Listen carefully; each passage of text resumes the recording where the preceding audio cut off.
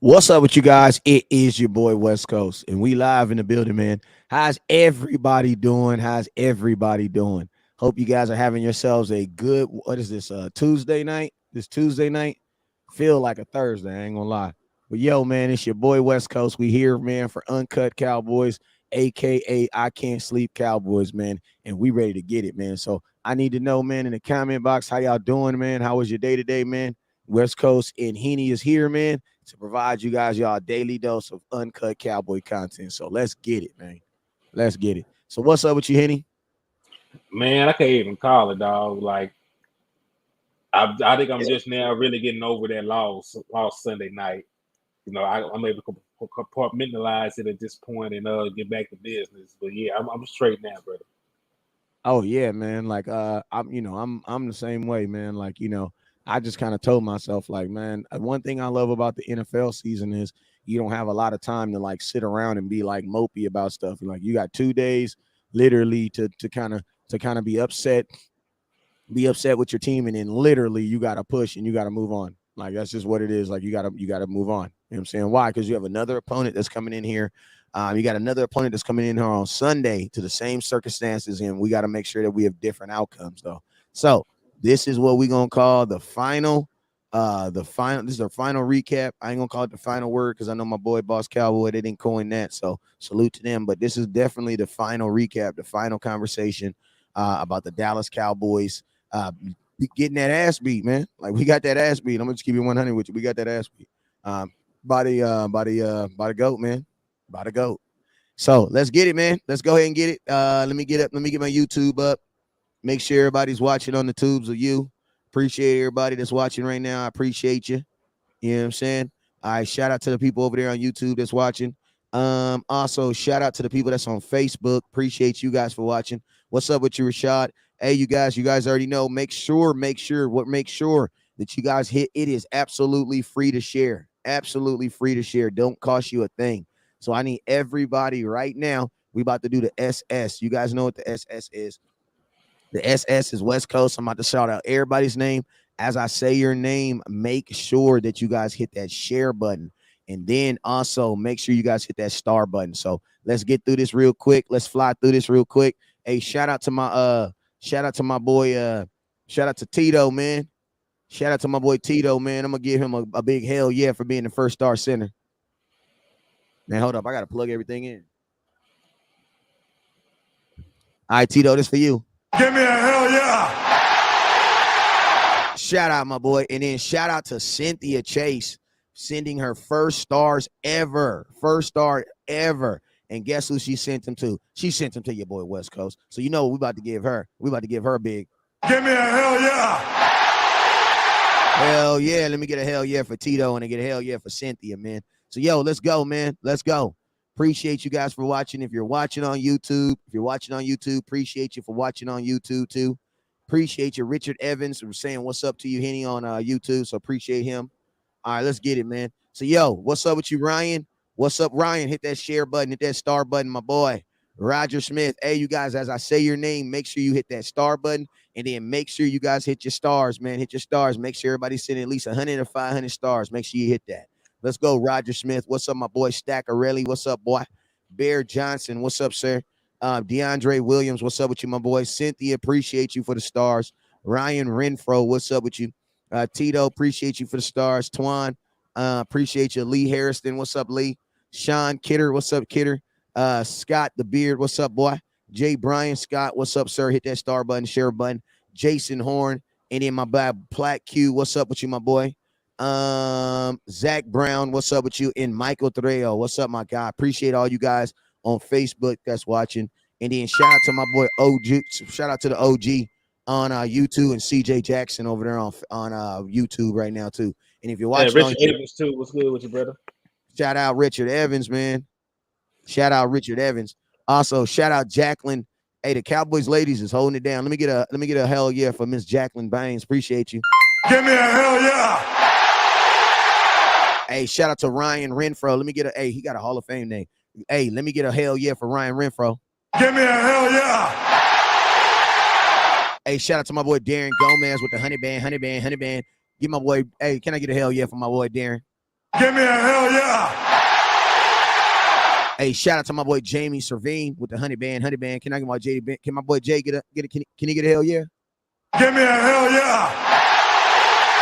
Hell yeah. Let's go. Hey man, y'all really trying to get it popping then.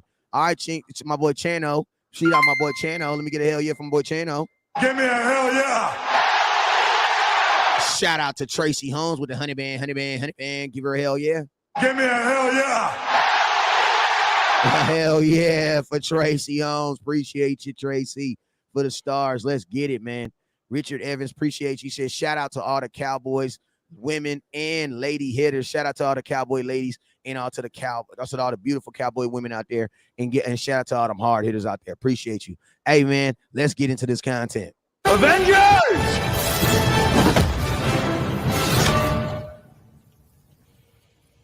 Assemble. Man, I just want to honestly, I just want to be at like Eagle Stadium and just hear that in the background. And then a bunch of us Cowboys just run into the stadium and just start whipping ass. You know what I'm saying? I so badly want that. I hear that. Like the next time I get into a fight, I promise you that has to come on in the background somewhere. Hey, real quick, speaking of a fight, the Dallas Cowboys are going to be in for a dog fight, man. We are going to be in a dog fight this week, man, versus these Cincinnati Bengals, man. And we're going to need everybody in the building. If you're going to be in the building this week, man, if you're going to be in the building this week for the Cowboys versus Cincinnati Bengals game, listen, everybody's getting into my event. Everybody's getting into my event for $25, man. Make sure you guys get your tickets. My boy Terrell Basham said he's going to stop by. You guys know the Cowboys told me no active players are going to be able to stop by. I mean, no players that are playing in the game are going to be stopping by. So I hit my boy T Bash. He said, West Coast, don't trip. You know, I got you. So my boy Terrell Basham's going to slide through and sign some autographs. Have a good time with us, man. So make sure you guys come out. It's going to be a great environment, man. So make sure you guys tap in, man. And I got a fly, and the location I'm at is Player. You know what I'm saying? Y'all know I'm from California. So, you know, yeah. I'm talking about like, say, man, you feel me? Like, you know what I'm saying? You feel me? Like we try to keep it Player over here. You know what I'm saying? So it's some real pop your collars type stuff. You know what I'm saying? So make sure you guys tap in. I got a special invite to DCBU too. So appreciate you, my boy. All the DCBUs in the building. Appreciate y'all. But hey, man, let's go ahead and jump right into it. Man. Let's go ahead and jump right into it, man. Tonight, you guys already see the picture, man. You see the picture. What's up, Susan Kidder?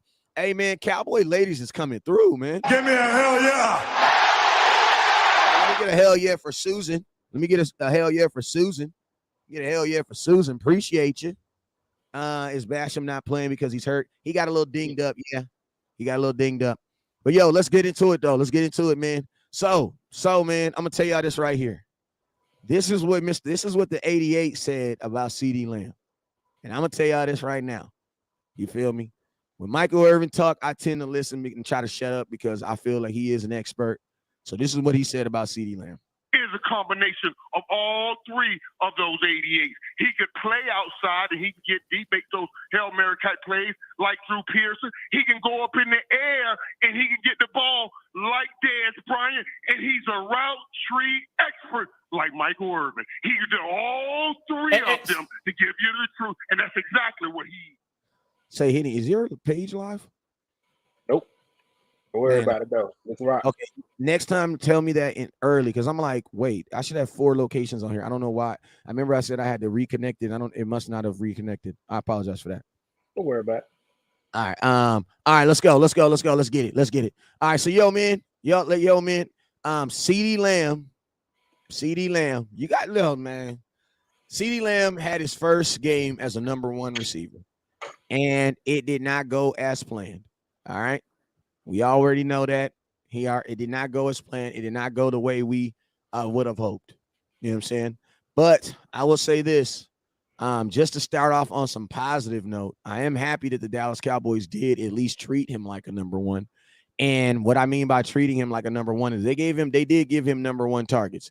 CeeDee Lamb got 11 targets. And to be honest with you, he started the game very, very promising. His first catch of the game was a 3rd down. Cowboys needed it. I love the fact that the Dallas Cowboys went straight to him, and he delivered. 16 yards, got the 1st down. Cowboys are good. I'm playing my CeeDee Lamb. I'm playing this intro right here. CeeDee number one. And let me tell you this, Stephen A. And I'm gonna tell you this right here. After that catch, it kind of went downhill. We're gonna have a conversation, an educated conversation about CD Lamb. That's what we're about to do. Because we need to know, is this an epiphany? Is this a like, what is going on, more importantly? And we want to talk about how we can fix this, because CD Lamb right now is on some streaks right now. He's on some bad streaks right now. Right now he has 7 straight games of going under 80 yards receptions. He has 9 straight games of no touchdowns. And the Dallas Cowboys need to fix this immediately. So West Coast. So what do you think? To piggyback on what you said, I just sent you an image. You mind putting it up real quick? Yeah, I got you. Go ahead and keep talking though. Yeah, man. So it did not go well for CeeDee Lamb in his first outing, man. So like he had 11 targets. He only caught 2 balls for like 29 yards. He had 2 drops, and he also had a very egregious offensive pass interference call. So it didn't go well. And you can see he was visibly frustrated by how things were going. So I don't think that the Cowboys put him in predicaments to be as successful as he should be. Because we seen him and Amari Cooper destroy this same exact defense just a year ago. These are the same DBs that he played against last year. So I was hoping, I said ahead of the game they didn't have a defensive backfield that could actually stay with CeeDee Lamb athletically. But they sat on him all night. I really didn't see any deep routes, any over routes, anything to loosen up these defensive backs. There were no sluggos. There was nothing to give them the imminent threat of needing to be away from any of the receivers. And if you actually look at the statistics that I sent you, nobody got open. We got guys ranking in the 60th percentile of receivers being open, in the league throughout week 1. And that's a no-go. Like, if you cannot get separation against man coverage, you're going to lose. Because you cannot get separation in man coverage, that means that your quarterback is going to have to hold the ball, and he is more liable to take hits and sacks, which he did. Matter of fact, he took so many hits that he got injured. So look at CeeDee Lamb. Look where CeeDee Lamb ranked in separation. Go ahead and read the tweet. Wondered about Cowboys wide receiver separation Sunday and got the help from ESPN Stats Info. So this is official ESPN stats. This ain't no PFF. Yeah, I only fool with them boys like that. So among the 87 wide receivers with at least 3 targets before Monday, CeeDee Lamb ranked 69th, 2.11 yards of separation. Dennis Houston was 67th. Noah Brown was 31st. And Simi Fehoko, who came in when the game was out of hand in the fourth quarter, was actually 20th, according to NFL Next Gen Stats. That is horrendous. Yeah. And, man, I'm going to keep it real with you guys. That's why when we were watching the game, and then the whole fan base wanted to just crucify Dak at the stakes. I'm like, man, bro, who is he throwing the ball to, bro? Like, Dak is running for his life. Nobody is getting any type of separation. And I'm going to tell you guys, there was no double teaming him. There was 100%. The Buccaneers 100% ran man coverage across the board, and they let CeeDee Lamb basically go wherever he wanted to go. And guess what they did? Whatever corner that got him, that's who they believed they could get. And I'm going to be honest with you, the thing that sucks about this is the Buccaneers came into this game feeling as if they could actually get that, not even that they didn't care. They actually felt like no matter what corner was on them, that both corners would be able to do their job, because they didn't follow back and forth. They didn't do any of that. So think about that. That's saying the Buccaneers looked at their first string corner and their second string corner and was like, yo, whatever side he comes on, you can handle him. But hey, West Coast, let me add this in real quick. They were right because neither corner gave up a reception. Both of CD Lamb's receptions were against the safeties.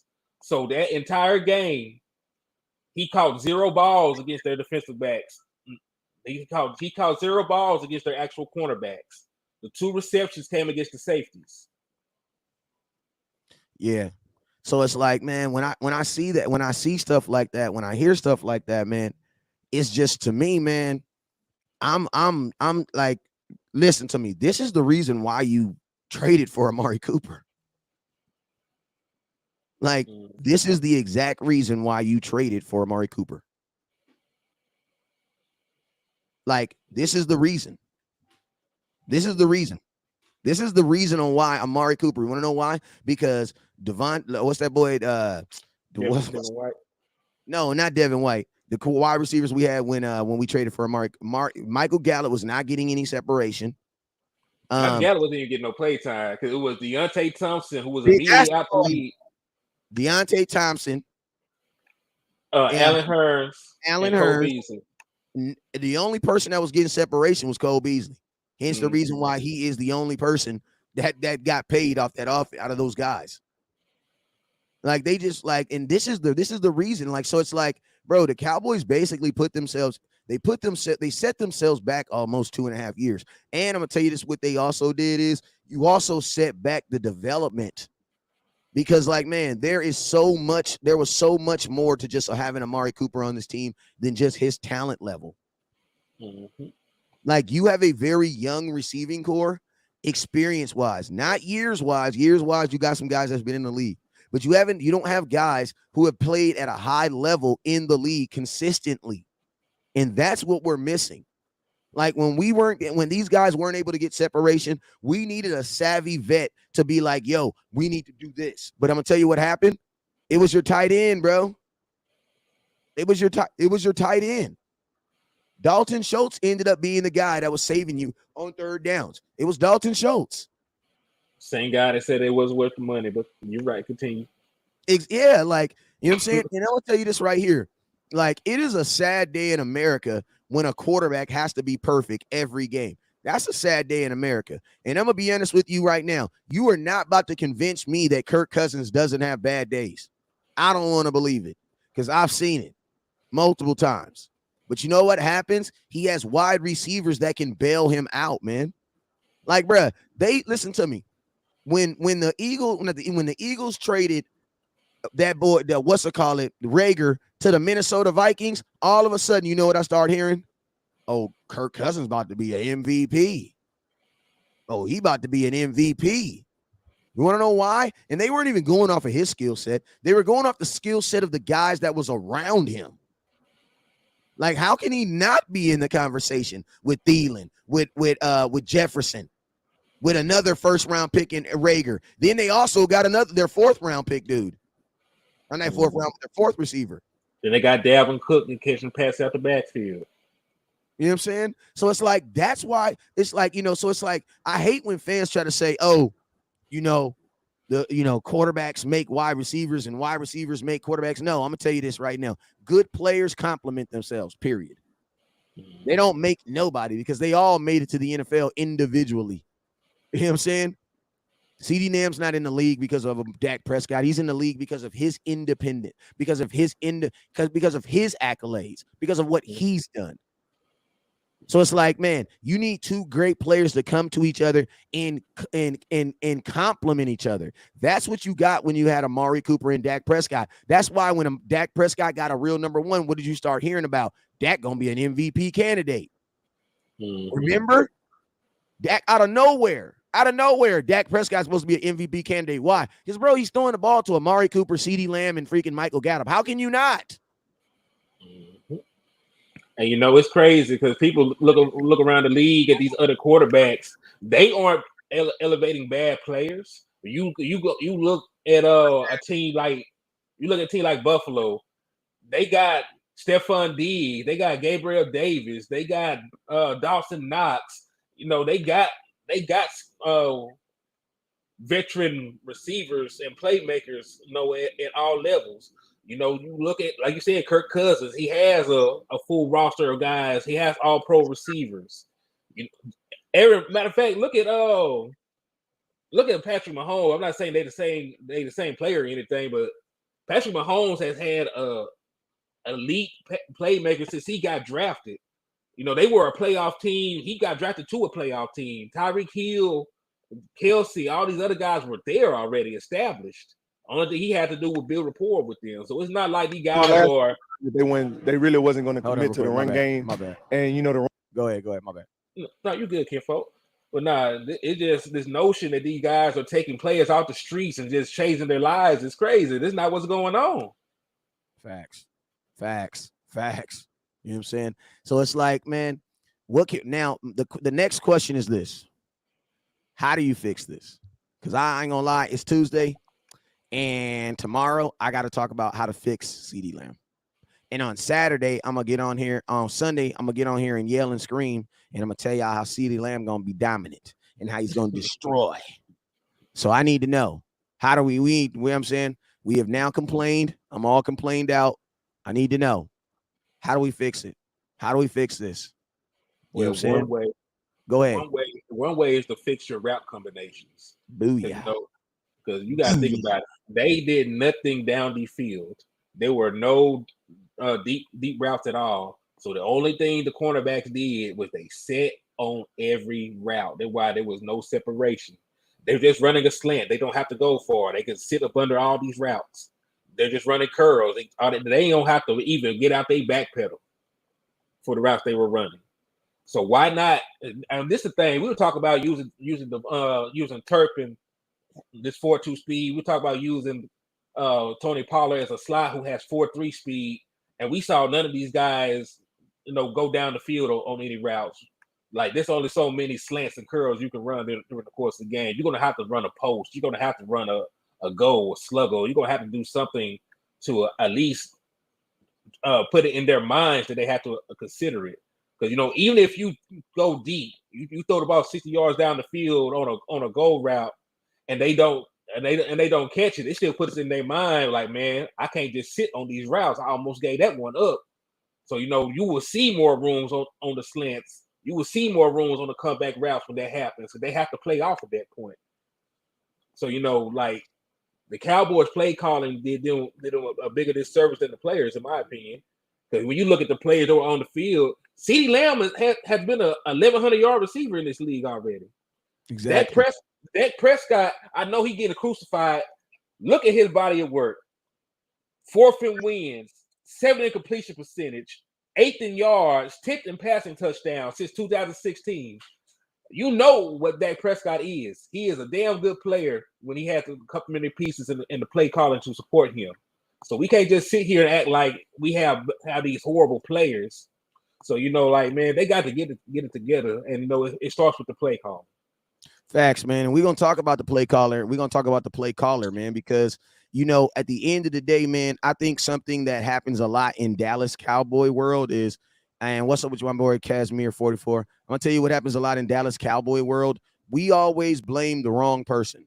Like, it'll literally be the butler who did it, and we will go fire the babysitter. You know what I'm saying? And then guess what? We will still be here getting upset at what the person that, trying to blame. No, we gotta start blaming and firing the right person. Like, I'm all with kicking ass. Y'all know I love kicking some ass, but we got to kick the right person's ass. You know what I'm saying? Because for a long time, people been talking stuff about us on the internet, and then we go out there and punch some random dude in the face. Like, bro, time out. I get you mad, but why don't you actually hit the person that's actually making you mad? I'm stating facts. So with that, Dallas Cowboys, let's put this blame where it lies, where it firmly lies, and that is on Kellen Moore, man. And let's just be real, man. I know you guys are I want to show y'all this little clip. That we pulled up from the internet. Very, very interesting clip. And I'll make sure you guys can hear it. Make sure everything is Gucci real quick. But I want y'all want y'all to hear this little clip that I pulled off the internet real quick. Last year we learned that they really wasn't going to commit to the run game, and you know the runs that they did, they was going to try to get outside and not run into the interior. But most of the running game was quick. You know, a lot of curls, a lot of hits, you know, a lot of slants. We kind of knew that going in, so we was able to attack it.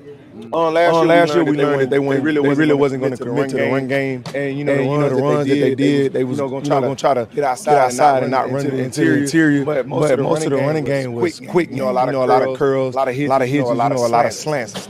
We kind of knew that going in, so we was able to attack it. Last year we learned that they really wasn't going to commit to the run game, and you know the runs that they did, they was going to try to get outside and not run into the interior. But most of the running game was quick. You know, a lot of curls, a lot of hits, you know, a lot of slants and stuff. We kind of knew that going in, so we was able to attack it. You said it was echo. Last year we learned that they really wasn't going to commit to the run game, yeah, I know I'm new to and this. you know the runs that they did, they was going to try to get outside and not run into the interior. But most of the running game was quick game. You know, a lot of curls, a lot of hits, you know, a lot of slants and stuff. So we kind of knew that going in, so we was able to attack it. Okay, here. Last year we learned that they really wasn't going to commit to the run game, and you know. All right. It says you good. No, okay. I think they got it. I think it got it one time. All right, but yo, I mean, you feel me? Like, shoot, you know what it is, man. You got an echo. Okay, we're gonna have to figure that out real quick. Y'all got 2 seconds? Let's figure it out. All right, so I put it here. Last year we learned that they really wasn't going to commit to the run game, and you know the runs that they did, they was going to try to get outside and not run into the interior. But most of the running game was quick game. You know, a lot of curls, a lot of hits, you know, a lot of slants and stuff. So we kind of knew that going in, so we was able to attack it. It's fixed. Last year we learned that they really wasn't going to commit to the run game, and you know the runs that they did, they was going to try to get outside and not run into the interior. But most of the running game was quick game. You know, a lot of curls, a lot of hits, you know, a lot of slants. All right, man. So yo, there you go. Y'all know the vibes, man. Let's get it. So yo, man, let's go. So that was I'll let you break that down. Go ahead, break. I'll be after you. Go ahead. I mean, it's pretty much exactly what I said, man. Like Kellen Moore. Well, Kellen Moore's not a good play caller. Let's start with that. Thanks. I know that people are trying to say he's this wonderkind. He's just this amazing play caller. But there is a reason that he is still the offensive coordinator of the Dallas Cowboys. You know, there's a reason for that. You know, he had an opportunity to get one of the head coaching jobs, and they weren't sold on him. Thanks. So, and you know, it's very telling because this is not the first time, you know, in the last couple of years that teams said they know how to attack the Dallas Cowboys. The Jets, when they beat us in 2019, said they knew exactly what we were going to do. I mean, I'm gonna tell you, Sue. I think we need to put together all these times where players said that because I'm gonna tell you, last year the Denver head coach said the same thing. The Denver head coach said, you know what? I just think that we kind of figured out how to beat them. You know what I'm saying? And it's like this, man. Like the fact that that's insulting, man. That's insulting. That's an indictment on your offensive coordinator and your whole offense when they say they watch film from last year on you and that film was still current. And I'm gonna tell you this right here. I'm gonna tell you what they really did. They didn't even scout the Dallas Cowboys. They scouted the offensive coordinator because they said his words was that they realized last year that they had a tendency to go away from the run. Well, guess what? Last time I checked, players don't get to pick the plays. So you know who they was really scouting? Kellen Moore. And I'm gonna tell you this. Go ahead. No, I was just gonna say because I had seen this coming. They are right. We are the worst scoring offense in the NFL as of today. So like all this stuff about Kellen Moore being this wonderkind, it was predicated on the players that he had, and now that he lacks. So it was easy to put up the points in this whack system when you had Amari Cooper, had CD Lamb, had Cedric Wilson, Michael Gallup, the smorgasbord of players, along with a top 10 tight end. It was easy to put up points, especially when you were playing Washington and teams like that. But you know, it goes to show you a good defensive coordinator came up with a plan and shut this offense down. We did not score a point for three and 3/4 quarters because after the initial kick on the opening drive, we were blanking. Yeah, man. And I'm gonna tell you something that's even more disheartening. is the fact that we are going in the wrong direction, bro. Like, we are going in the wrong direction. Like, it is getting worse. Do you guys know that Kellen Moore, since he has been in, since Kellen Moore, I'm gonna give you guys some power stats. Power stats. What does that mean? That means you guys got to put these in the actual content in the comments. So as I give y'all these stats, you got to put it in the comment box because people gonna be trying to say crazy stuff, and y'all got to have some ammunition to fight back. Also, we're at 1,200 stars over here on Facebook. Make sure you guys hit that star button. Let's see if we can get to 3,000. Shout out to the notification gang and to the moderators on YouTube too. Let's hit that. Let's see if we can get some super chats going. Appreciate you guys. Wait, hold up. Hey, okay, you're saying that was echoing. Okay, we back. I'm back. But this is something I wanted to talk about too, man, because Kellen Moore listen, y'all know that Kellen Moore is 0-3. He's only been an offensive coordinator 3 years. He's never won an opening game. Never. The Dallas Cowboys right now under Kellen Moore 0-3. So you know what that means? That means that you can give Kellen Moore damn near 6 months to prepare for a team. Not 6 months, because we didn't find out. We found out the schedule in May. So May 15th. May, what is it? June, July, August, September. My dude had 4 months to prepare for the Buccaneers. He had 4 months to prepare for the Buccaneers last year. I don't even know who we lost to 3 years ago in the first week one, but we lost. Who we lose to week one? I know, because he's actually 1-3. Because remember, 2019 we blew out the Giants. That was his first year and first game as an offensive coordinator. 2020 we got beat by the LA Rams. 2021 we lost to Tampa Bay, and 2022 we lost to Tampa Bay. Yep. So I could not remember the Rams because it was a COVID year. Mm-hmm. So you know what this lets me know too is like year in on year in, Kellen Moore is just not changing. Only thing he's trying to do is trying to make Kellen Moore has this bad idea in his head that every time he tries to do it, it doesn't work. So what he does is instead of just saying, you know what, I need a different idea, he's literally trying to fix that idea every day. And it's like, bro, the boat has a hole in it. There's no fixing the hole while the boat's in the water. You got to take it all the way out, bro. But it's like he just doesn't get that. And I'm gonna tell you this: the offense is getting worse. Like how it can't get any worse. Actually, technically, it can't get any worse. Oh, yes, it can. We held to 0 points. No points. Yeah, I didn't even think about that. So yeah. And I'm gonna tell you this right now: Kellen Moore is coaching for his job. He's coaching for his life right now. So I would think that he would be all in doing anything that's gonna benefit us getting some wins. Because man, listen to me: if this season doesn't go the way it's supposed to go, man, you already have diminishments on your record. And let's just be real. And you were right about what you said about, listen to me. Teams have no problem hiring young kids. They have it. They're all through the NFL. If teams thought that Kellen Moore was that guy or he was capable, guess what? He would be a head coach right now. Yeah, but think about it. This is his 4th year as the offensive coordinator. How many good OCs stay with a team for 4 years?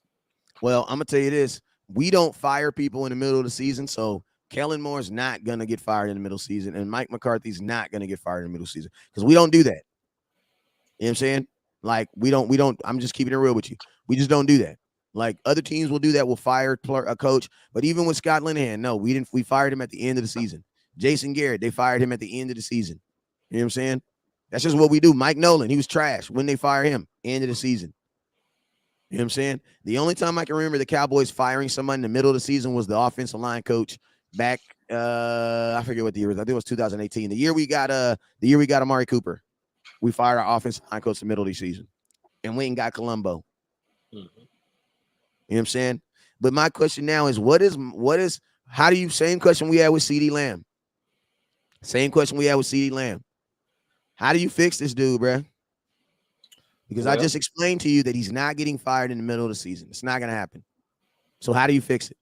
Well, a simple answer would be just put him back in the slot. Because you know what? You do not have to be an outside receiver to be the number one option in an offense. Because the Rams do it with Cooper Kupp. there have been seasons where Cooper Kupp has lined up in the slot 69% of his plays. So you do not have to keep him on the outside. And matter of fact, it's probably the best thing to do is to move him around.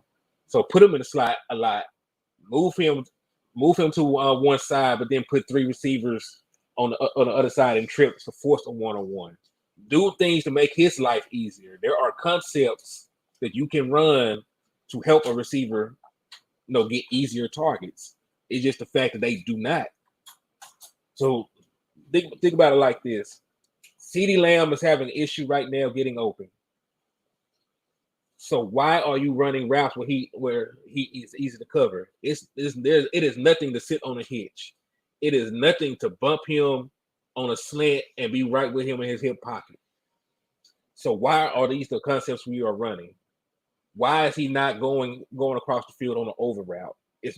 They play mostly man-to-man coverage every single down against us.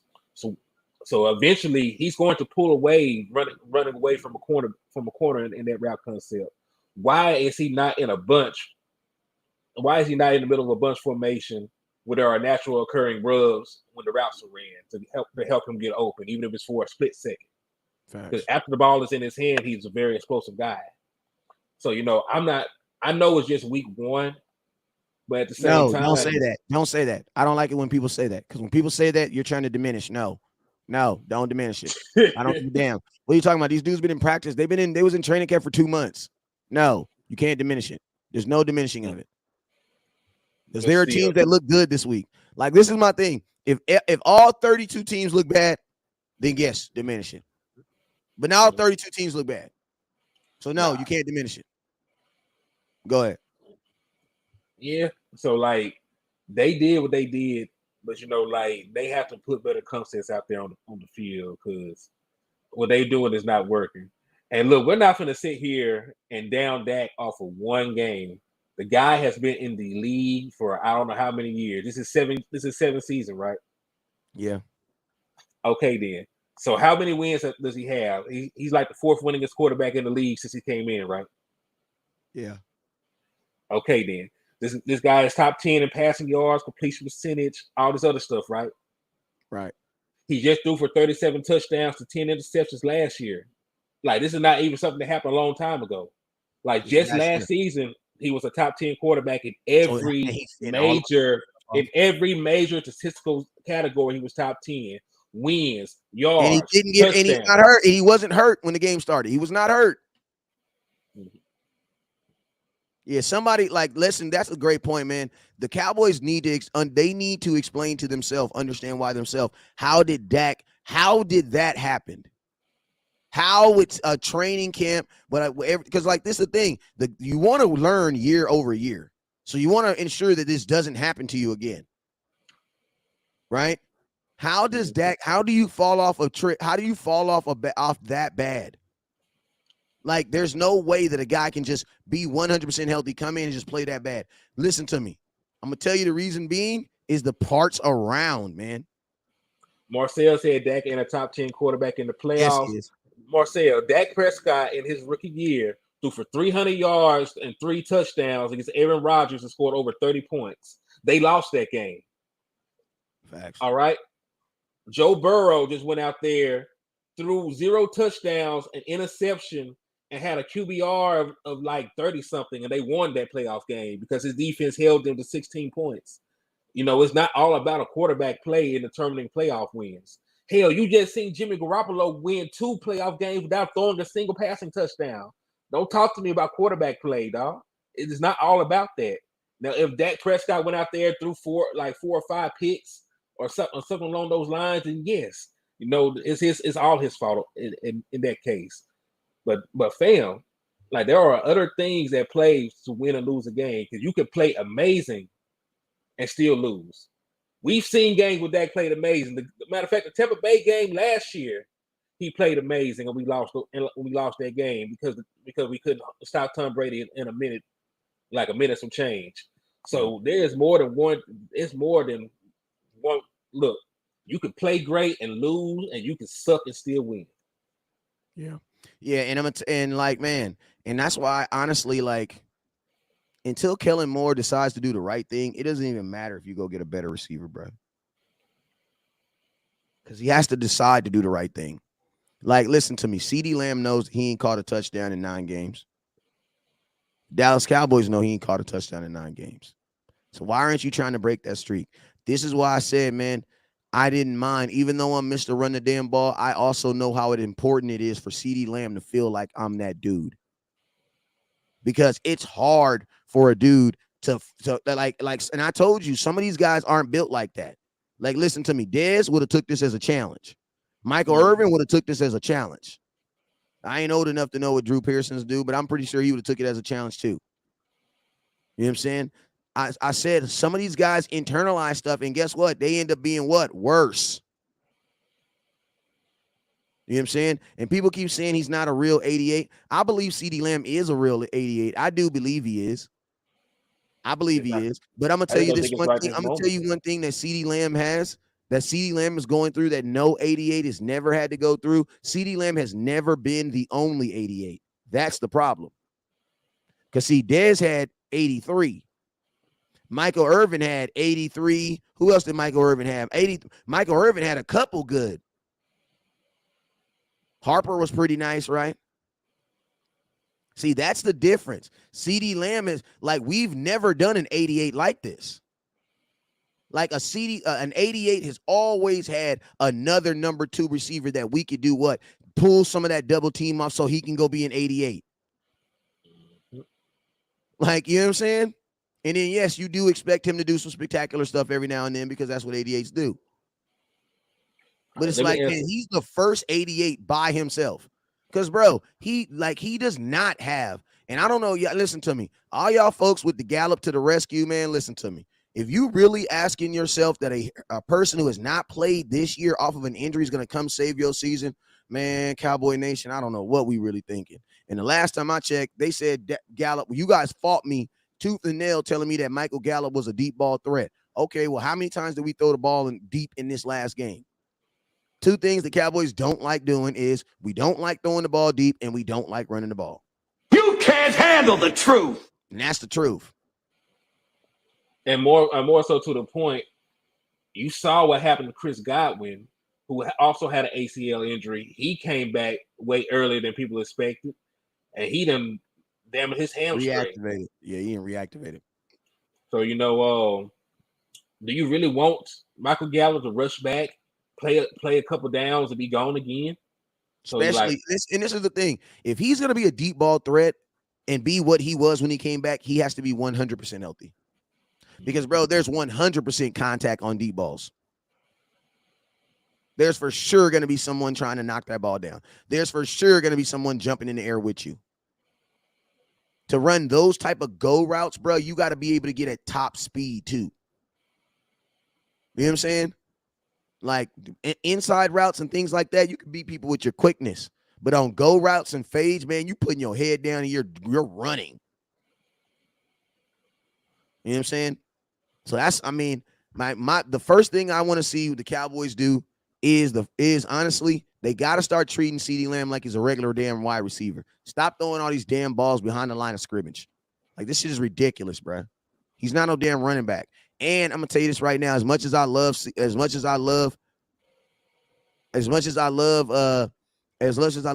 Lamb, I also understand that, bro, breaking tackles is not his forte.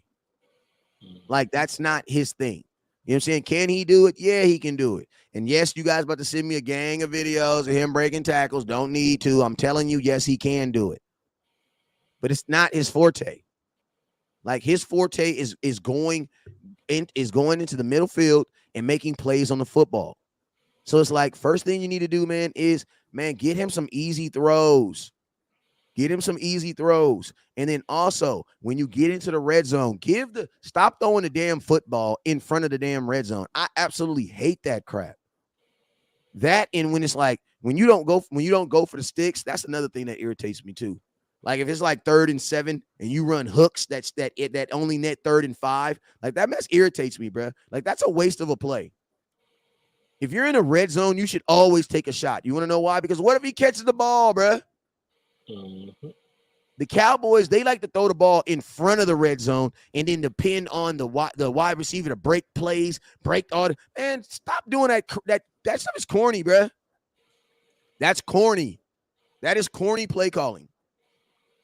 Like, aggressive play calling is throwing the ball into the end zone. All you got to do is catch the ball, bruh. You ain't got to do nothing else. Even if he tackles you, hold on to it. It's going to be a touchdown. You know what I'm saying? My boy K990 says facts. Keep that shit simple. Kellen Moore wants to do a bunch of stuff. Yep. All them. Let me put some comments up. Y'all snapping. Let me put some comments up. Hey, if you have not already, make sure you guys hit that star button. We're about 1,400 stars away from hitting our goal. Make sure you guys hit that star button. We are 1,400 stars away from hitting our goals. My boy says, my voice right here says, stop cute ass trick plays on second and third. Yeah, that makes no sense, man. Second and third are touched. Those are money downs. On a second and third, you know what I'm doing? I'm throwing the ball to the end zone. You want to know why? Because even if I don't get it, it's third and third. I can almost run anything on 3rd and 3, especially when Ezekiel Elliott's getting 5 yards a carry. Like, second down is money down. Second down has been money down on almost every football team I've ever played for. 2nd and 5, we're going deep. We're going deep. Why? Because, bro, I can manage a 3rd and 5. You know what I'm saying? Even if I get it, I get a 4th and 1, I might be able to manage that. Kellen, Action Pal says, let me see more comments. I like Kellen Moore's off. Go ahead. No, go ahead. Put it up. That's the same one we're talking about. Kellen Moore's offense is predictable on hooks and slants. Every team's going to play quarters defense on us. Talk to me, Kenny. Yeah, man, because only thing they got to do, they're just going to, like they said, they running hooks, they running slants. You know, they're not going to go down the field. They're just going to squat on the routes. And look, because of that, there were a lot more balls that could have and should have been picked. Mm-hmm. You got guys playing right underneath the passing plays. Charles Evans, who is responsible when Dak audibles out of play? Well, we don't know when he audibles out to play. You don't know. That's what I was going to say. That's why I put that comment up there. You don't know when it's a dummy call, when it's an actual audible or anything. We don't know. But I'm gonna tell you, if we watch film, we could probably figure it out because I feel like we don't. I feel like I know the Cowboys offensive book. Like, you guys know it. Like, there's just certain nuances that when we see them, we know exactly what's going on. You know what I'm saying? And I'm gonna be honest with you, like I don't think that Kellen's an idiot. I don't think that he's an idiot. I just think that he's too smart. Like, he's one of those kids that's just so smart, he's stupid. You know what I'm saying? like for real, like he's just like he's so smart, he's too smart for his own good. And I also feel like he's playing like this game in his head where he's trying to outsmart himself. Like, bro, you don't got to outsmart anybody when basic offense is working. Like, sometimes the smartest thing you can do is be obvious. Like, there was no reason for trick plays when you're getting 7 yards, 6 yards per carry. That makes no sense. And I'm going to tell you, as much as I don't like, as much as I try to like, I don't want to try to say I defend Mike McCarthy, but I just don't like when you guys blame him for stuff that Kellen Moore's do. But I will say this, a trick play, that's going to come through the speakers. Mike McCarthy's going to hear that, and he has an opportunity to kill that play. When you're doing something like that, and I'm going to tell you this right here. If I'm Mike McCarthy and this little young whippersnapper is out here calling trick plays and I don't agree with him, yeah, me and Jerry got to have a conversation after work. Because when I get up there with Jerry, I'm telling Jerry this right here. Hello, Mr. George. How much you pay for the new guy? $20? No, too much money. Too much money. Too much money. And I'm going to tell you this right here. Mike McCarthy, if you're listening to these guys make dumb calls and you're not doing anything about it, like listen to me, I get it on the field. That's not the place to talk about it. You know what I'm saying? You can't talk about it in the media because then they're going to say you're doing this and all this. I say this right here. Are we having these conversations with Jerry? Are you voicing your concerns? You know what I'm saying? Because if you're not, man, you're just going along with it, then guess what, bro? You're a part of the problem. Indeed. Smoke 48 says, West Coast, go look at our routes again. All the flats and rights in the middles where the linebackers were at the wide open, but no crosses, no sit downs, no middle or nothing. We messed up. Yeah, on that, if you go look at that Dak Prescott interception, man, CeeDee Lamb is literally running a route. They're in cover 2, and his route that he runs him right into coverage. I'm like, if you're a cover 2, you should know that you want to throw it to the outsides or the middle of the field so you can split the safeties. And it's like, that's not what he was really doing. Like he was basically running them like he ran CeeDee Lamb into a coverage. So it's like, even if Dak I honestly think he was trying to get the ball to Dalton Schultz, keep it real. Because Dalton Schultz had the drag route coming across. And that's what I think that would have been the safer route. Knowing Dak Prescott, he wouldn't even try to throw it to CeeDee Lamb. You know what I'm saying? I honestly think he was trying to throw the ball to Dalton Schultz on that interception. Because it's not like Dak to just throw the ball up. He doesn't do that. Like, you know what I'm saying? Like, Dak doesn't just willy-nilly. He doesn't do that. You know what I'm saying? I honestly think Dak thought that I think he thought Dalton Schultz was going to come further across, and he was just going to dump the ball in his hands. And guess what? There was nobody. And it also kind of looked like he was supposed to too, because there's no reason in the world why there would be 3 defenders in that area so close. There's no reason for it, because we didn't even have trips wide receivers. You know what I'm saying? So, yeah, man, it was just a bunch of dumb stuff that happened, man. It was a bunch of dumb stuff that just happened. Stuff that just absolutely made no sense. And I'm going to tell you this right here. Even if you're going to run a reverse, you don't run a double reverse. You run a double reverse in the red zone. You want to know why? Because worst case scenario, you're still in the red zone. You don't run a double reverse on the 40, because if you lose yards, you're now punting. If you run a double reverse in the red zone, worst case scenario, you're going to get 3 points. But, bro, you run a double reverse on the 40, bro, you're punting the ball away. That's what you're doing now. Let me add on to that, man. You don't run a double reverse if you think you have a good offense. No, you don't. Know what I'm saying? Like, what's the point of it? Like, literally, you didn't even run it to Turpin. You didn't even run it to Turpin. That's the funny thing about it is they didn't even get the ball. They didn't even do it to Turpin, who's supposed to be this fast guy that you're supposed to, you know what I'm saying? He said, so we're not going to talk about Brown's sorry ass, how he's still on the team. He was actually your leading receiver. I think it was. No, you talking about Anthony Brown. Bro, Anthony, man, listen to me. Y'all get mad at Anthony Brown for getting plays on Hall of Fame wide receivers. Sit your ass down somewhere. You're not qualified to talk about corner. Like, man, knock it off. These corners actually played really well. All the corners played good. Like, bro, y'all, like, the only people that make plays on Anthony Brown are Hall of Fame wide receivers. I'll take it. Like, I'll take it. I'm sorry. The only people that do him like that is Hall of Fame wide receivers. That's all I'm saying. Julio Jones is going to the Hall of Fame. And Julio Jones got about this much longer arms. Like, he was on his ass, but it's like, what are you supposed to do? Go gadget his arms? Like, I don't know what more else you're supposed to do. And you guys know, I'm gonna be honest with you. I'm gonna be honest with you. Be honest with you. He still had your best coverage gauge. So it's like, you know what I mean? Like, that's a higher conversation than most people are ready to have. You know what I'm saying? So that's why if you're still saying that Anthony Brown is a liability, you don't know football. You know football, but you don't know cornerback. You probably knew football, but you don't know cornerback. You know what I'm saying? You don't know cornerback. Dorrance Armstrong. He's let's go. He says, I don't understand how penalties. Let's go to another one. I don't understand how many penalties we had and how many yards, but I know the defense committed 0. And that says something. To be honest with you, I'm going to keep it 1,000 with you guys. That's part of the reason why I have been screaming for Dan Quinn to be the head coach of this team. Like, I'm just keeping it 100 with you. That's part of the reason why I have been screaming for Dan Quinn to be the head coach of this team. Why? Because penalties is a culture thing. And guess who has it under control? Dan Quinn. Just keeping it real.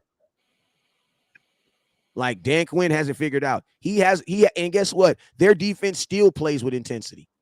Micah Parsons was able to get a jump on a tackle 2 times for sacks and didn't get a penalty on either one of them. You want to know what that means? He trusts his abilities.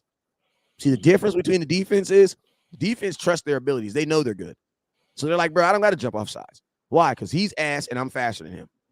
Like, that's what Micah Parsons, like literally, Micah Parsons looking at this dude like, bro, I don't need to jump off sides. Like, what I need to jump off sides for? How much just beat his ass? And then, dog, they were timely sacks at that. Both times he sacked him, saved points. Beat his ass. Go ahead. I was just saying they were timely sacks. Both times that he sacked the boy, he saved points. Saved points. Kept you in the game all game. I'm gonna tell you this right now. With 3 points. Listen, I'm gonna tell you this right now. Micah Parsons is beyond a like. Micah Parsons is a guy who, when you need to make big plays, he's able to make big plays. That is beyond elite. Because I'm going to tell you, a sack on first down is not nearly the same as a sack on third down in the red zone to force a field goal. Like, this offensive line knows for a fact, no matter what the hell we do, we cannot give up a sack right now. And guess what they did? They gave it up. I'll tell you this right now, man. Micah Parsons is going to be the highest paid player in the NFL, period. Now, I don't know if he's going to go get quarterback money, but when you look at it, he's going to be up. Like, Micah Parsons is going to be one of those first guys that's going to demand quarterback money. And I'm going to tell you this right now. Listen to me. TJ Watt and them other dudes, this dude is really about to get them damn 20 sacks. And I'm going to tell you this right now. He's not a linebacker. Cowboys need another linebacker. We do. Because LVE is a liability. And I'm going to tell y'all this right now. Shame on you guys for all y'all folks that hate Jalen Smith to this day. It would sit up and be okay with LVE in the trash. This fool LVE literally tackled his own man. But you guys know what? LVE led your team in tackles, so he must be good. Why y'all didn't get that same respect for Jalen Smith? That's all I'm saying. LVE is a bum. He is trash, bro. Like, he is trash, bro. And I don't even like using them predicates and words, but I'm going to tell you this right now. This defense could actually be better. Like, it could actually be better by what? Getting a better linebacker. Because LVE is ass, bro. I don't even have a picture. I don't even know where this came from. But I'm just tired of it, bro. Like, I'm tired. I'm tired of the Cowboy fans.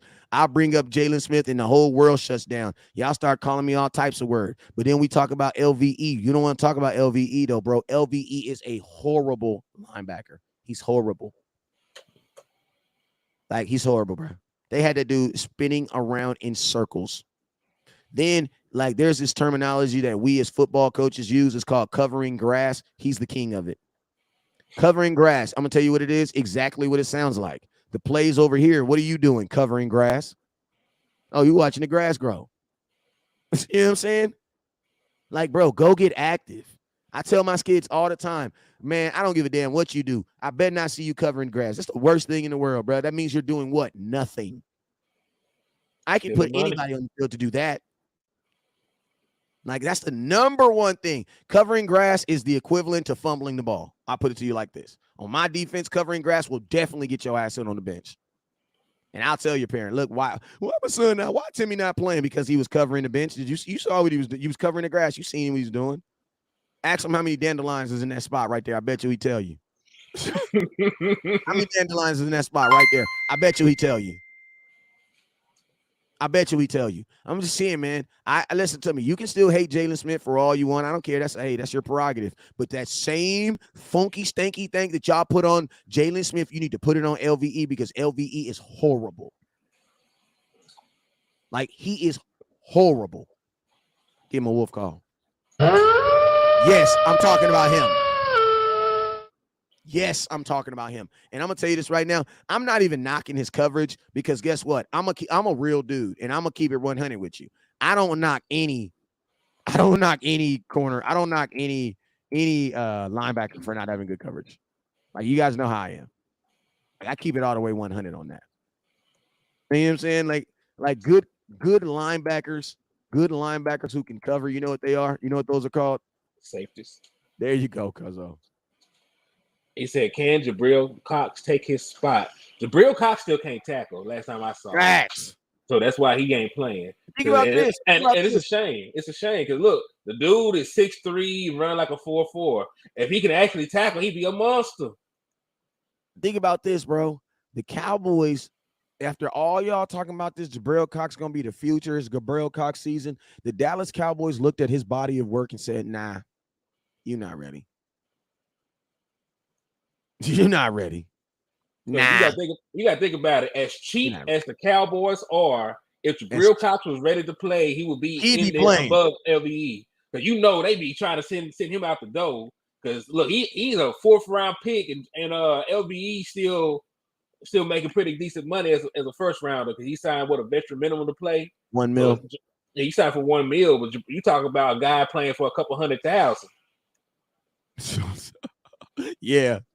And think about this, bro. Think about this too. Just look when you're thinking about the linebacking core. Think about this too, man. Like, not only did the Cowboys not play Jabril Cox, but like Jabril Cox is 100% healthy. Like, there's nothing wrong with him. You know what I'm saying? To be honest with you, I like my boy in the comment box. I'm low-key. Not even low-key. I 100% want to see my boy Harper. You know what I'm saying? 100%. And guess what? It doesn't matter if Jalen Smith's worth, because Jalen Smith's not on this team. That's how you low people don't really be caring about winning and changing and things like that. You know what I'm saying? Because it don't matter if Jalen Smith's worse, because Jalen's not on this team. Jalen could be the worst linebacker in football. It don't matter. He's not on my team. He's on my team. He's going to be playing. Like, LVE needs to be immediate, bro. He literally tackled his own player. Like, there are some things I haven't seen in football in a long, long time, like that you see in like the Pee-wees that you just don't see in regular football. Like, bro, you just don't see that. You know what I'm saying? You don't see that. But LVE did it. And not only did he did it, but it's like, bro, there's just times like he does not know how to flow in traffic. More important, LVE is not a middle linebacker, bro. Like, he is not a middle linebacker. He is not the guy that you want to be the brains of your damn linebacking room. And I'm going to tell you this right now. It's going to get worse. You want to know why? Because J-Ron Curse is not going to be back for at least how long they say? Oh, he's going to be gone. He's the one going to be gone about 6 weeks. Like, J-Ron Curse is probably really going to be gone. And I'm going to tell you something that's also very, very powerful about, and this is just a tidbit on Jabril Cox. You guys know that it was Dan Quinn that probably said he wasn't ready, because this is Dan Quinn's defense. And for the most part, Dan Quinn gets what he wants. He's been getting what he wants. Like, so I like, this is not Kellen Moore, where he got favorites and people he owe money to. You know what I'm saying? This is Dan Quinn. I tend to try to trust with Dan Quinn what he got going on. You know what I'm saying? What's your thoughts on this linebacking core, man? Well, Devin Harper definitely need to play too, though. He needs to be active this next week. So wait, let me ask you, did Anthony Barr play? He did. Was he on a pitch count? I gotta investigate that. I mean, I know he didn't make too many splash plays. There wasn't nothing that jumped off the table. I mean, that jumped off the film for him. I mean, he played. The main linebacker was LVE. Like, the snap counts reflected that too. Okay, I see he has 3 combined tackles, and that is it. So I could probably go over Twitter and find it, but I'm pretty sure. I mean, he was obviously on a snap count. It's just a matter of, you know what I'm saying? LVE got the most snaps, though. So, like, and to be honest with you, that's why LVE ended up with the most tackles. So going forward, I am expecting. So this is the thing. We're going to have to play more linebackers because J-Ron Curse is out. Facts. So, we don't have the adequate depth. And you got to remember, J-Ron Curse had the green dot, so you also have to replace that. Mm-hmm. So yeah, we don't have the adequate depth to keep putting safeties out there, because the other guys ain't ready. Because you really don't have another true strong safety on the roster when you think about it. Because Donovan Wilson is a tweener, and then Israel is a converted corner, so he will probably be best suited. Even though he's 6'4", he will still be best suited as a free. And you do not want Malik Hooker with his injury. Well, Marquise Bell. So you do have another strong safety, but he has not played in the NFL yet. Yeah, and I think the Cowboys are limited because J-Ron Curse was the guy that was calling the plays, and Micah's not doing that because they want him to be able to rush the passer like he is. So he's not even really an option. So, yeah, LV is going to play again. No, we do not have the depth to play him as a linebacker. No, the hell we don't. Who? He's talking about we have Micah? depth. No, we talk about he's talking about Marquise Bell. We don't have the depth to play now other safety as linebacker as much as we were playing J-Ron Curse. Y'all can stop that. Yeah, and also you got to remember he can't just be a safety. He has to actually be a safety that's almost like a linebacker because that's what Jaron Kearse was doing. But he was legitimately playing linebacker with a green dot. I know he's listed know, as a that's what I'm safety, saying. but hey, I'm talking to the people in the comment box. Oh, okay. Yeah, so theoretically, we didn't have 3 safeties on the field because one safety was playing linebacker primarily. Mm-hmm. And Well, I'm gonna tell you something. Like, I know he was his ACL, but I predicted that Jaron Kearse was gonna get hurt. I told y'all he was gonna get hurt because I said his frame was not built for that. it happened quicker than I thought it would. Like and that's just what happens, man. And that's part of the reason why I don't want Tony Pollard in the backfield, man. I know I'm jumping all over the place, but that's part of the reason why I don't want Tony Pollard in the backfield. Like, I don't, because I'm gonna tell you this right now. Tony Pollard is going to get himself hurt. Because, bruh, the blocking that I saw from Tony Pollard, man, was just absolutely atrocious. And I want to talk about it if we can for a couple minutes, man. It was just absolutely, it was atrocious, man. But West Coast, shoot, we already know the boy can't block. We already know he is not a receiver. Because, you know, we're going to listen. We're going to stop giving Tony Pollard a hard time, and we're going to start asking the real question. Why is he in that position to begin with? Listen, this guy is not a rookie. He is not a second-year player. He ain't even a third-year player. This is the last year of his rookie contract. You've had Tony Pollard in your system for 4 years. You've seen him in 4 years worth of off seasons, in 4 years worth of practices, in 4 years worth of game situations. They know he cannot pass block like that. But you know what? That is fine. Because like I was saying earlier when I called in, Alvin Kamara can't pass block. Nope. That's why they don't ask him to. That's why they don't ask him to. They don't ask him to. So he either going to carry the ball, third down, there's either another running back in there, or he's out there catching passes as a receiver. You know, there are plenty of guys in the league who are not 3-down backs, and that is fine. It's okay to be good at one thing and suck at another. There's not really a whole. Basically, what you're saying is, guys in the league basically like what you're saying is, you can marry a woman who can't cook, but you just got to know beforehand. Exactly. So you know what I'm saying, man? Like, I'm not going to tear him down for not being able to pass block when they know he can't pass block and they're still putting him out there. But look, Tony Pollard, his strength, he has 4.3 speed. His strength, he was the best punt returner. Guys with 4.3 speed typically aren't big either. That's just because muscle is heavy. Yeah. So you know what? Why is he out there? Why is he out there doing that? So you know we have to. That is more on Kellen more than Tony Pollard. He is doing what he to the best of his ability what he can do with pass blocking. I know he sucks at it. He doesn't know who to pick up. But you know what? That's not his game. That is not his game. Hey, listen, one of the Smoke 14 YA just said something. He just made a comment that's actually kind of funny. He says, West Coast, you're watching the film now. Look at the middle of the field. No one went there. No one looked at it. You want to know why? Because that's Tony Pollard's job. That's the whole reason why. Like, he tried to do it right then, and 45 just threw his ass to the side. Like, nah, bro. Like, not today. Marcel said Kellen Moore set up Tony Pollard to fail. He set up a lot of guys to fail. So you got to think about it. Ezekiel Elliott was averaging 5.2 yards a carry. He had 5 to 8 yards on 7 of his carries. So he was having productive runs.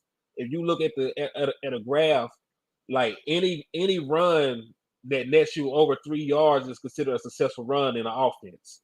So every single one of these runs, you know, would therefore be described as successful if you look at like these one of these events. Graphs and whatnot. So there is no reason that Ezekiel Elliott should not have had the same amount of carries as Leonard Fournette. They could have canceled each other out, and it could have been a closer game. And that's facts, man. And I'm gonna tell you something that's also kind of mind blowing is the fact that Tony Pollard played 38 snaps, and guess how many Zeke played? Anybody want to guess? It was 40, right? Yep. Tony Pollard played 38 snaps. And Zeke played 38 snaps. That's a 2-snap difference. Now, I'm going to ask you guys a question. Did Tony Pollard look like a 2-snap difference than Zeke? No, he did not. Zeke should have – listen to me. There were 78 snaps where the Dallas Cowboys had running backs on the field. 78. You tell me why Zeke played in 40 of them and Tony Pollard played in 38 of them. There's no way in hell that Tony Pollard, and I'm going to tell you this right here. Some of you guys are the reason, some of y'all fault. I'm going to keep it real with you guys. Some of you guys are the reason why it happened. You want to know why? Because y'all was screaming at Butch all year, talking about some, hey, we got to see Ezekiel Elliott because Zeke is good. We got to see Tony Pollard, man, because Tony Pollard's going to take over the room, man, and Tony Pollard's going to, man, slap yourself, bruh. We bringing slap yourself back in 2022, man. Slap yourself, man. Look at these snaps, bruh. Look at these snaps. CeeDee Lamb played more than Zeke. Your backup guard played more than Zeke. Noah Brown. I'm done, bro. What's even crazier? It was even crazier. Done, Zeke only had 10 touches. So what was he doing the other 30 times? Tony Pollard only had 9 touches. Well, he had two receptions, so he only had 11 touches. What was he doing the other 38 times? Bro, how did Noah Brown outplay more than Zeke? Actually, offensive coordinator, kinfolk. Like, I'm dead, bro. I'm hot right now. Today I got time, cuz. Like, I'm hot right now. Hold up. Wait a minute. Something ain't right. Deep down inside, like, I slap shit out of all y'all. This doesn't make any sense, bro. How the heck does Noah Brown play more in a game than Ezekiel Elliott? Makes no sense. Bro, there's no way on the face of there's nothing that anybody can tell me to explain that. How in the hell does Noah Brown play more in a game than a healthy Zeke? That doesn't make sense, bro. And here's another thing. I know they're very high on Dennis Houston, but when you do not have very good receivers, what you should do is, oh my God, you should put your fastest receivers out there. Simi Fihoko runs like a sub 4.4. So we were having issues getting separation because there was no threat of a deep ball. So why did Simi Fihoko not come in until the game was out of was out of hand? Why did Turpin, who was the fastest guy on your team, not at least get used as a decoy? Because you could send him on a clear out and have somebody come right behind him. So why? This is the thing. There are teams with less talent that are still creating productive offenses. So you look at Washington. I can't just say up and down their receiving core is better than ours. But you know what? They had no issues getting their receivers the ball in space. Matter of fact, I want to know why we barely ran any screens. Well, first and foremost, CeeDee Lamb, when a ball is thrown to you on a screen, catch it, kid, folks. Because now he got scared. He got scared and alligator armed a screen pass, kinfolk. Like there's the boy was still blocked. Just catch the damn ball. But anyway, there should have been more screens. There should have been more bunch formations. There should have been more clear outs. There should have been at least a couple of deep shots to loosen up the defense. There were a lot of things they could have done, and they did absolutely nothing. Hey, listen to me. Listen to this. Watch this. I'm gonna tell you something else that pissed you off. Connor McGovern got hurt in this game. He only played 7 snaps in the entire game. He still played 5 more plays than Kevontae Turpin, even though Kevontae Turpin brought 2 touchdowns to the house in a preseason game. And the owner of this team said that he wanted him to be used more. And you know what Kellen Moore said? Kellen Moore said, F you, old man. I'm going to do what I want to do. Like, bro, Turpin got 2 total plays. And listen to me, he didn't get 1 target. And I'm sorry, you guys, but I told y'all this was going to happen. I told you. You want to know how I knew this was going to happen? I'm gonna tell you how I knew this was gonna happen. If y'all want to start getting some of this stuff right, I'm gonna tell you how I knew it was gonna happen. Because there was this guy named Tony Pollard that Kellen Moore did not know how to use, who's just as athletic. And guess what? He didn't get used. I'm gonna tell you this right here. There's two things that I see about this right here. Is I know this for a fact. There's no way in hell you can accidentally give Zeke 40 plays and give Tony Pollard 38. That's not an accident. You know what that is? That's someone on the sidelines with a check mark. Okay, Zeke just played 5 plays. Okay, Tony Pollard, go play 5 plays. Okay, Zeke just played 2 plays. Okay, come out. All right, Tony Pollard, you're going to go play 2 plays. We're both at 7. How many plays you got, Zeke? You got 7? Tony Pollard, how many you got? 7? Okay. Yeah, but it's a passing play, and they about to be passing. Yeah. We don't care about that. We got to make sure we got to, I understand that. That was last year. We're not doing that. We're not just going to let you stay in. Tony Pollard's still going to pass. But yeah, but he already gave up 2 sacks. Listen, man. I got orders from Jerry Jones. You know what I'm saying? To make sure that y'all split carries.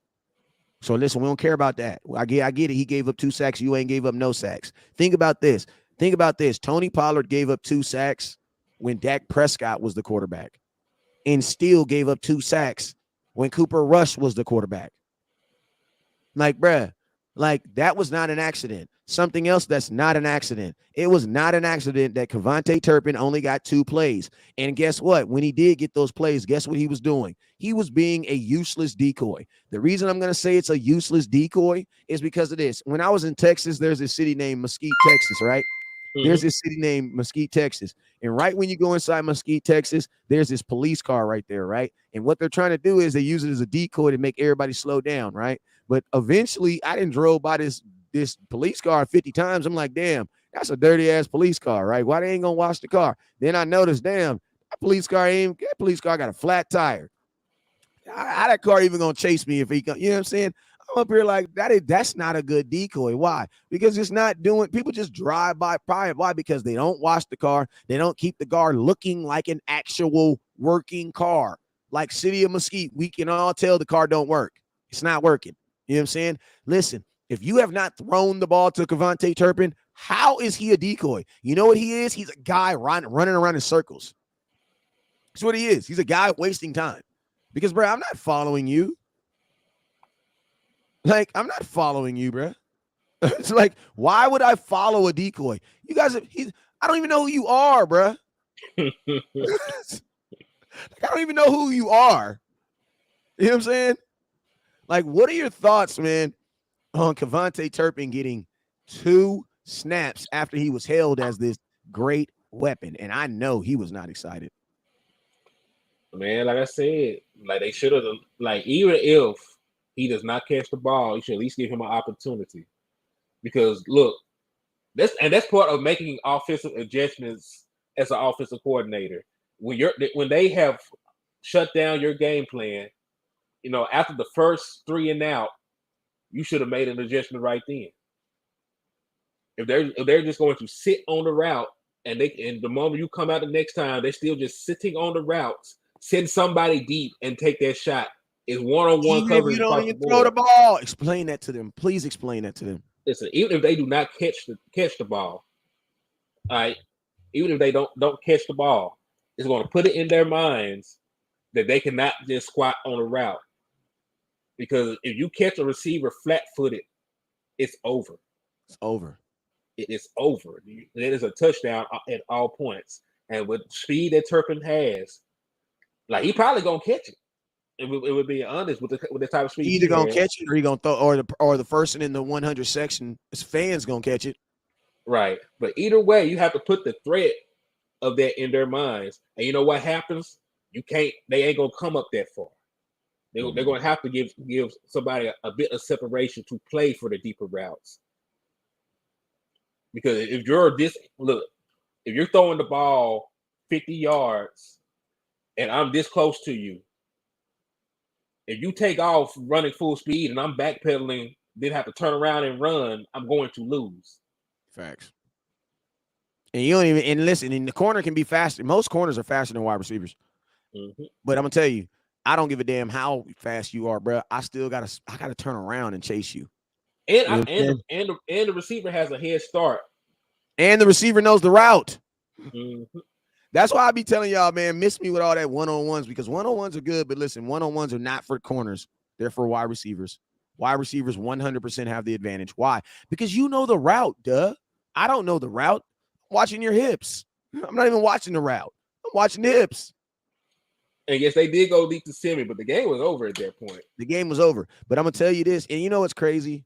Semi Fehoko came in the game and instantly got separation. Instantly. And I'm going to tell you what's even more crazier. I made a video that said that Semi Fehoko at my point was the best receiver at training camp. And it was 100% off of what? Off of that factor alone. Like, he's not the fastest dude in the world. He's not the most, but bro, he's on that first cusp of understanding, oh, I know how to get open by myself. Like, and that's why I say, like, Semi Fehoko, in my opinion, has more number one than anybody on this team right now, because that is a number one trait. CeeDee Lamb does not have that. He don't have that, man. Like, he doesn't have that right now. And to be honest with you, man, that's not going to develop in the season. That is going to develop in the offseason. Going to one of these dudes like Go Fast Feet, these dudes that got these that professionals are paying them to coach them. Like Amari Cooper has a company called the Route Runners or something like that. But basically, he has a youth program where he's teaching young wide receivers how to be wide receivers. Like, why don't you want that guy on the team? Oh my God, we're done, bro. We're done. Like, this dude has a Route Runner Academy, and we don't want that dude on our team. Yeah. Matter of fact, man, like CeeDee Lamb himself said he didn't want to see Amari Cooper go. You know, he talked in depth about how he helped him with his route running. Well, you know, with the concepts, how to be a better receiver. That's a good one, Tyrone Church says Simi gives me that Jordy Nelson vibes. Ooh. Man, let's go even further and look at the physical traits. Dude is 6'4" and ran a 4.43. So like you can't tell me that's not a guy you want out there on the field. He has size and speed. Good point. And that was a good point right there. That was a good point. So yo, hey man, hey, I need everybody listen to me. If you from Arkansas, man, let me get a hell yeah in the comment box. If you from Arkansas, let me get a hell yeah. The reason being is because listen, my boy, my cuzzo, give me a hell yeah. Or if you just like Arkansas football, my cuzzo has a new venture that he's working on, man. He's gonna be covering he's been covering it for a minute. We just about to be blowing it up. You know what I'm saying? But he's gonna be covering them Hogs, man, because that's our team. That's, you know, I'm a Hog fan and USC fan. Only in college you can have two teams. Because I'm from Arkansas, but I live in California. And I'm really got three teams because now my daughter go to the UCLA, so I kind of got to rock with them too. Show do. You know, we will be at games. You know what I'm saying? But yeah, man, make sure you guys connect with my guy. Make sure you guys connect with him and follow him on his different pages and stuff. He puts out content just like I do, but it's centered around Arkansas Razorbacks, man. So if you're interested, man, make sure you tap in, because I know it's a lot of people from Arkansas that watch the show, man. So if you do, make sure you tap in. Hey, Henny, let them know what Arkansas content you're working on, and then also let them know what and I'm gonna tell you what we're gonna do also at the end of the season. As the season gets ended, we're gonna start using that Arkansas content to try to funnel in to try to figure out what guys that we could probably get on this team, because you guys know Jerry Jones is from Arkansas, so he is Arkansas and the University of Fayetteville and the University of Boise State. We get a lot of players that flow through here. You know what I'm saying? So, Big Flock says Simi's better than Noah. I believe so, and I also believe Noah and CeeDee Lamb should have played in the preseason, like point blank. There's no way around that. That was a failure. They failed on that aspect. Every offensive player should have played at least except for Zeke. I mean, probably even Zeke. Probably even Zeke at this point. Because you got to think about it. You brought in too many new moving parts to not see what they look like in live game action. And I'm gonna tell you, bro, Zeke don't even get enough snaps, so why not? You know what I'm saying? Yeah. What's the worst that happened? They only gave him the ball 10 times anyway, so like shit. Dang, he get hurt. My boy said Zeke had 40 snaps. He only got the ball 10 times. So what was he doing on those other 30 plays? That's 30, bro. That's not 20. That's probably 30 pass blocking. plays, bro. Probably pass blocking and running routes into the flats for no apparent reason. That's what they like to do with our running backs. How many did Zeke get any catches? Let's take a look. Bro, I know you got really telling me that Zeke telling me Zeke played 40 plays and he literally he was for 30 plays, he was basically doing nothing or pass blocking. Let's see if he got any catches. Let's go look at the passing game.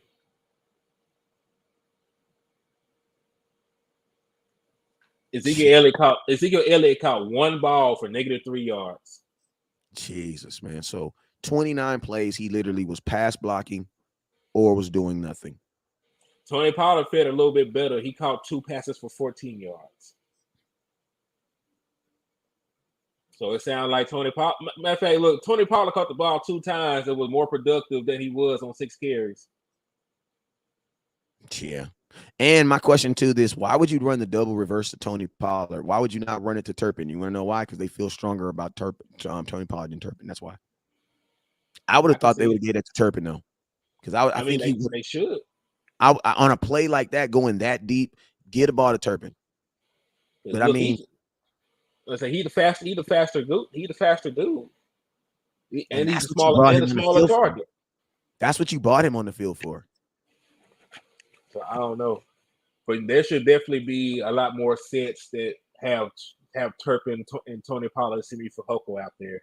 But we've been saying, man. If you do not have a true, if you're not sure about CeeDee Lamb at 1, and you know for a fact you don't have a number 2 right now with Michael Gallup out, put your best athletes out there. Put your fastest guys out there. You know that's just basic football. That's real basic football. Because you know what? Worst case scenario, you know what I'm saying? They still get covered, but you still have the opportunity. If they catch a ball, one man miss, they the type of guys go hit their head on the goalpost. So you can still turn a bad play into good offense with faster guys on the field. Yeah, and I'm gonna tell you a funny story, man. That's actually for my 6U team. We got a whole new team because most of our kids moved up to 8U. So I got a whole new team basically. And I ain't had no quarterback, man. And literally, I'm out here looking at these kids like, man, these kids, So I'm like, I got to find a quarterback. So you know what I did? I picked the quarterback based off of intangibles. I picked this little Hispanic kid. He's quiet, but he listens to a T, and he does everything exactly the way I ask him. Say, yeah, you got quarterback vibes. Come here. You know what I'm saying? Because talent and all that other stuff, we can figure that out. But there's just some stuff you can't teach, man. You just can't teach it. When all these other kids is running around in circles doing a bunch of not listening, not doing the drill, you over here in line doing the drill. Yep, you're going to be the guy that's going to lead this team. Let's get it. You know what I'm saying?